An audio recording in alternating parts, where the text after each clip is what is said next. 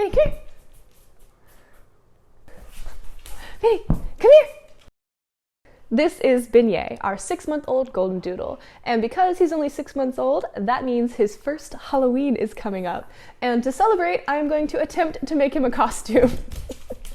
And even though Benny is a complete sweetheart, we're going to try to tap into his mischievous side and turn him into Stitch from the 2002 Disney film Lilo and Stitch. Let's get started.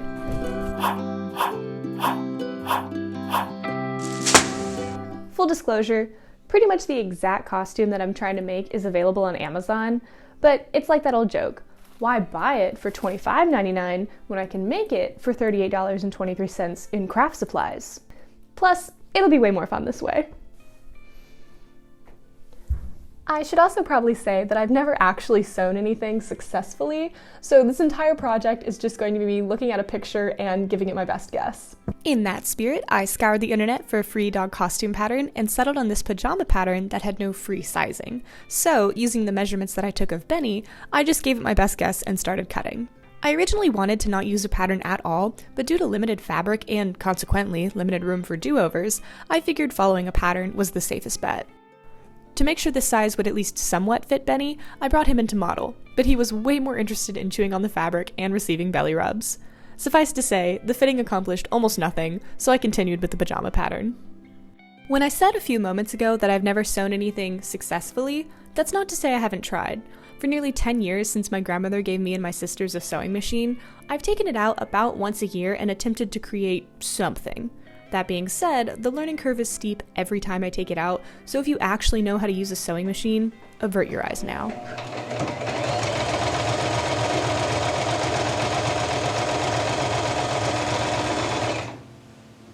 The most difficult part of sewing this costume was all of the curves. Almost nothing required just sewing a straight line, which means that nearly everything was above my skill set. A method that I leaned heavily on through this entire process was sewing a small straight line, then picking up the foot and slightly turning the fabric, and then lowering the foot to repeat the process for as long as the curve required. It was tedious, but it worked.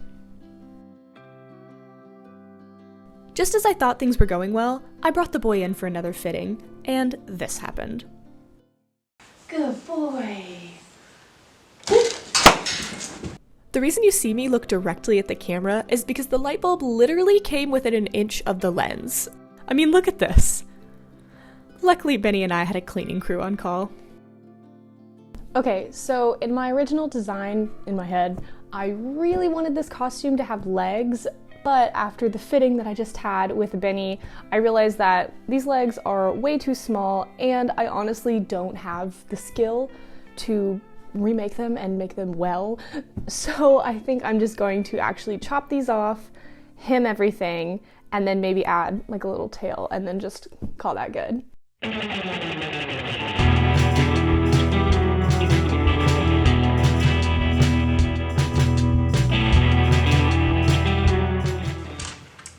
Aw, chef.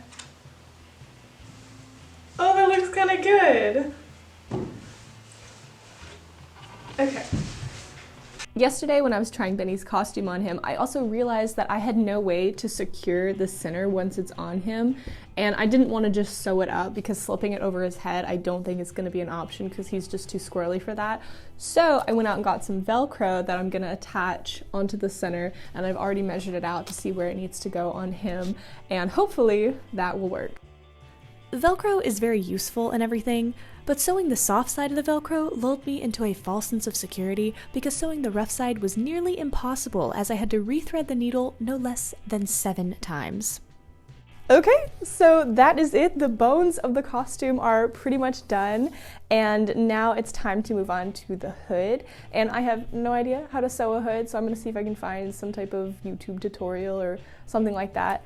And then after that, I can add the finishing touches, and we will have a Stitch costume. I'll be honest, I didn't even attempt to look for a tutorial, but I did find a picture of this pattern, which I cut out more like this, which then rendered the hood useless. But it was good practice, I guess.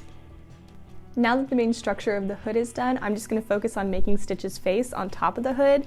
And I honestly don't really care if the hood fits Benny because I know he's not going to have the patience to actually wear it. So I'm just going to try to design around the idea that it'll be laying flat on his back like this, and just see if I can make Stitch's face as cute and accurate as possible.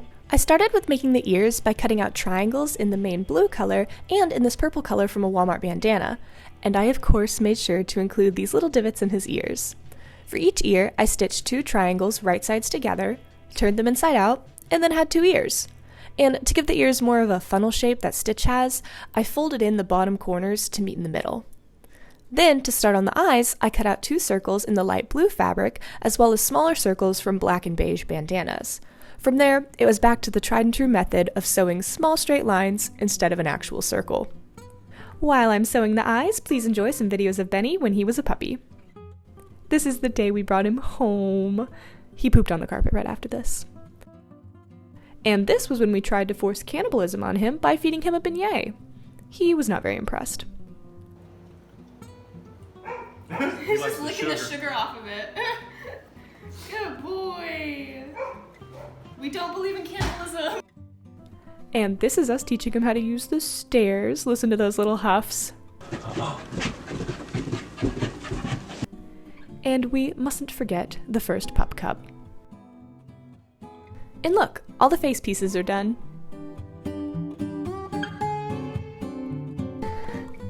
Y'all, this is really starting to look like Stitch. It's very handmade, but it's been pretty fun. The last thing I want to do before attaching the nose and then putting the stripe on the main body of the costume is I want to add little teeth down here in the front, just because I think that'll be an extra detail that'll just be adorable. And then after that, I'll put on the nose, attach the hood to the body, and it'll be done.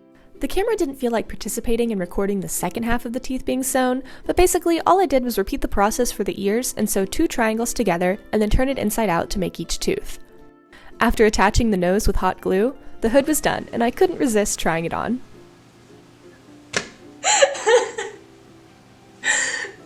Oh my gosh.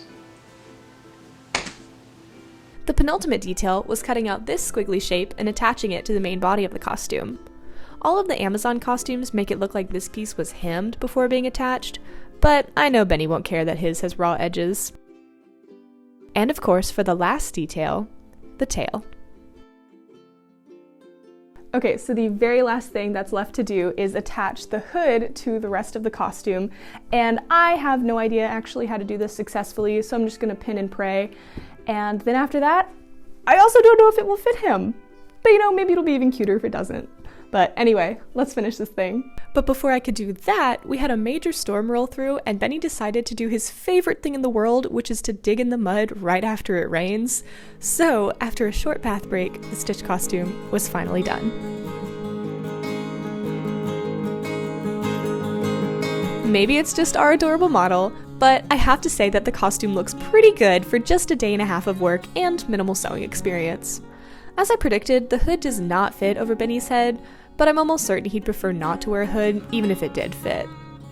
Now, would I be upset if I paid nearly $40 for a costume and received this? Yeah, probably. But I like to think that making things isn't always about the end result, so much as it's about enjoying the creative process. And besides, Benny would look cute in anything.